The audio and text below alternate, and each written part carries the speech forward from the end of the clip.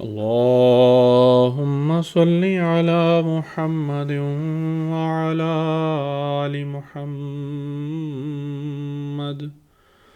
كما صليت على إبراهيم وعلى آل إبراهيم إنك حميد مجيد.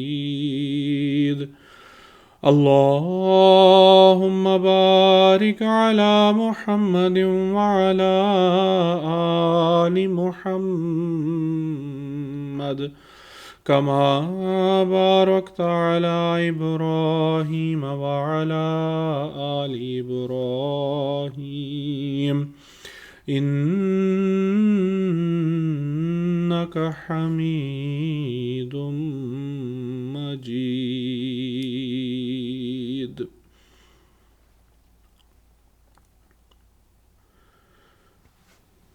گزشتہ درس میں کل کے درس حدیث میں رمضان اور انفاق فی سبیل اللہ کا میں نے ذکر کیا تھا، اور جیسا کہ ہمارے اموال میں سے زکوٰۃ ہے، مالی قربانی ہے یا قربانی ہے جو ہم کماتے ہیں، اسی طرح سے رمضان یا روزہ جو ہے وہ جسم کی زکوٰۃ ہے. بظاہر یہ دیکھا جاتا ہے کہ جب ہم زکوٰۃ دیتے ہیں تو مالی قربانی کے اپنے فوائد ہیں، خدا تعالیٰ اس کے ذریعے سے مزید عطا کرتا ہے، لیکن روزہ رکھنے سے یا جسے روزے کو جسم کی جو زکوٰۃ کہا گیا ہے اس سے جو ہے جسم کو فائدہ ہوتا ہے. حضور صلی اللہ علیہ وسلم نے فرمایا کہ لِكُلِّ شَيْءٍ زَكَاةٌ، ہر ایک چیز کی زکوٰۃ ہے. وَزَكَاةُ الْجَسَدِ الصَّوْمُ، اور جسم کی زکوٰۃ روزہ ہے. اور زکوٰۃ کا فائدہ بیان کرتے ہوئے ایک جگہ حضور صلی اللہ علیہ وسلم نے یوں فرمایا کہ حسنوا اموالکم بالزکوٰۃ، کہ تم زکوٰۃ کے ذریعے سے اپنے اموال کو محفوظ کر لو. تو جسم کی زکوٰۃ روزوں کی شکل میں ادا کی جائے تو جسم محفوظ ہوتا ہے. آج کل کے دور میں بہت سارے ڈائٹنگ کے ایسے پلانز ہیں جن میں انٹرمیٹنٹ فاسٹنگ جو ہے وہ آج شامل ہے. اس کی وجہ یہی ہے کہ فاسٹنگ یا روزہ رکھنا لوگوں کو سمجھ آ رہی ہے کہ جسم کے لیے بھی فائدہ مند چیز ہے. تو روزہ رکھنے سے انسان اپنے جسم کو بھی حفاظت کر رہا ہوتا ہے.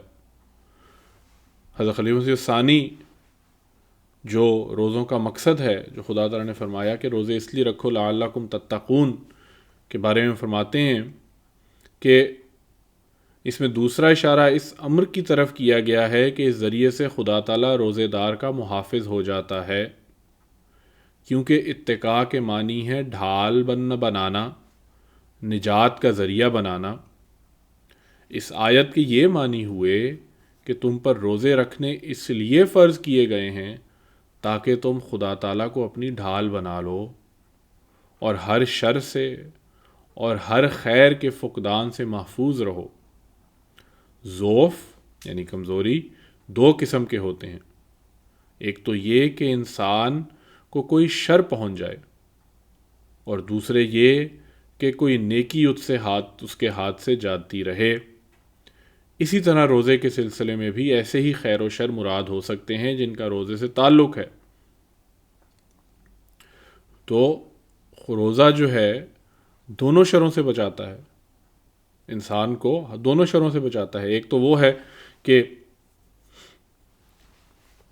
شر سے یا کوئی شر پہنچ جائے، یا دوسرے یہ کہ کوئی نیکی اس کے ہاتھ سے جاتی رہے. تو رمضان ہمیں ان دونوں چیزوں کی طرف توجہ دلاتا ہے. ایک طرف انسان کی یہ کوشش ہوتی ہے کہ وہ برائی سے رکے، شر سے بچے، اور دوسری طرف یہ کوشش ہوتی ہے کوئی نیکی میرے ہاتھ سے نہ جانے پائے. ان ایام میں کوئی ایسی نیکی نہیں ہے جو میں نہ کروں. تو ان دونوں طرف روزہ جو ہے وہ توجہ دلاتا ہے. بہت سی تحقیقات بھی ہوئی ہیں روزے سے جو ہے وہ یا روزہ رکھنے سے جو ہے جسم میں مختلف تغیرات بھی پیدا ہوتے ہیں، اور جسم کے اندر بہت سے کیمیائی مادے جن کو نیورو ٹرانسمیٹرز کہتے ہیں، وہ بہت سے ہارمونز جسم کے اندر توانائی برقرار رکھنے کے لیے خارج اور استعمال ہوتے ہیں۔ جسم خود کو برقرار رکھنے اور اپنی توانائی کو استعمال کرنے کے لیے اپنے اندر بہت سی تبدیلیاں پیدا کرتا ہے۔ روزہ رکھنے سے گلوکوز کی سطح نارمل ہو جاتی ہے، پھر میٹابولزم جو ہے وہ شروع ہو جاتا ہے جس کے اندر چربی اور کولیسٹرول کم ہو جاتا ہے، بلڈ پریشر کا نارمل رہنا ہے۔ تو یہ ساری چیزیں جو ہیں وہ ایک روزے دار کو فائدہ دیتی ہیں۔ پھر روزے سے جو دوران خون ہے، سرکولر سسٹم ہے، وہ اس پر فائدہ مند اثرات پڑتے ہیں۔ تو بہرحال جو روزہ ہے وہ جسم کی زکوٰۃ ہے، جس سے جسم بھی جو ہے وہ محفوظ ہوتا ہے۔ حضرت خلیفۃ مسیح الثانی بیان فرماتے ہیں کہ آج کل کی تحقیقات سے معلوم ہوا ہے کہ بڑھاپا یا ضعف آتے ہی اس وجہ سے ہیں کہ انسان کے جسم میں زائد مواد جمع ہو جاتے ہیں اور ان سے بیماری یا موت پیدا ہوتی ہے۔ بعض نادان تو اس خیال میں اس حد تک ترقی کر گئے ہیں کہ کہتے ہیں کہ جس دن ہم زائد مواد کو فنا کرنے میں کامیاب ہو گئے، اس دن موت بھی دنیا سے اٹھ جائے گی۔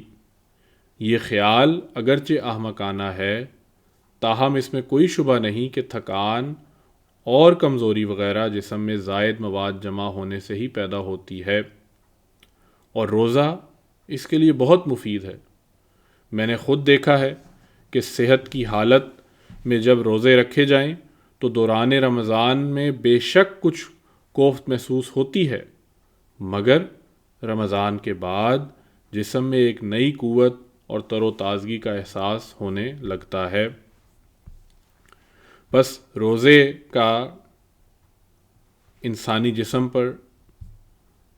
جسم کی ریجنریشن، مراد یہ کہ دوبارہ سے اس کو ٹھیک ہونے میں بہت بڑا حصہ ہے۔ نظام ہضم پر گہرا اثر ہوتا ہے۔ حضرت خلیفۃ مسیح الرابع ان لوگوں کے حوالے سے جو روزے کی پابندی برداشت نہیں کرتے یا کسی بھی جائز وجہ کے نہ ہونے کے باوجود روزہ نہیں رکھتے، فرماتے ہیں کہ جو رمضان کی پابندی برداشت نہیں کرتا اس کی عادتیں دنیا سے مغلوب ہو جاتی ہیں، اور وہ حقیقت اپنے آپ کو مادہ پرستی کے بندھنوں میں خود جکڑنے کا موجب بن جایا کرتا ہے۔ یہ لوگ دن بدن زندگی کے غلام ہوتے جاتے ہیں۔ اس کے بعد اگر چاہیں بھی تو پھر بھی ان بندھنوں کو توڑ کر آزاد نہیں ہو سکتے۔ اس لیے یہ بھی ضروری فیصلہ ہے کہ رمضان کی چند دن کی پابندیاں بشاشت اور ذوق و شوق سے قبول کی جائیں۔ حضور فرماتے ہیں کہ تم یہ پابندیاں اختیار کر کے دیکھو گے تو تمہیں معلوم ہوگا کہ اس کے فائدے لامتناہی ہیں۔ چند دن کی سختیاں بہت وسیع فائدے ایسے چھوڑ جائیں گی کہ سارا سال تم ان چند دنوں کی کمائیاں کھاؤ گے۔ تو بہرحال روزہ جس کو حضور صلی اللہ علیہ وسلم نے جسم کی زکوٰۃ قرار دیا ہے، وہ بین ہی ایسے ہی ہے کہ جسم کو محفوظ کرتا ہے۔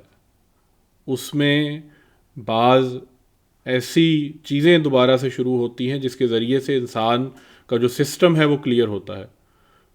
تو بہرحال روزے کے جہاں روحانی فوائد ہیں وہاں جسمانی فوائد بھی ہیں، اور یہ سارے فوائد جو ہیں یہ خدا تعالیٰ نے ہمارے لیے مقرر فرمائے ہیں، جن سے ہمیں فائدہ اٹھانے کی کوشش کرنی چاہیے۔ اللہ تعالیٰ سے دعا ہے کہ ہمیں رمضان کی حقیقی برکات سے مستفید ہونے کی توفیق عطا فرمائے۔ اللہم صلی علی محمد وعلی آل محمد وبارک وسلم انک حمید مجید۔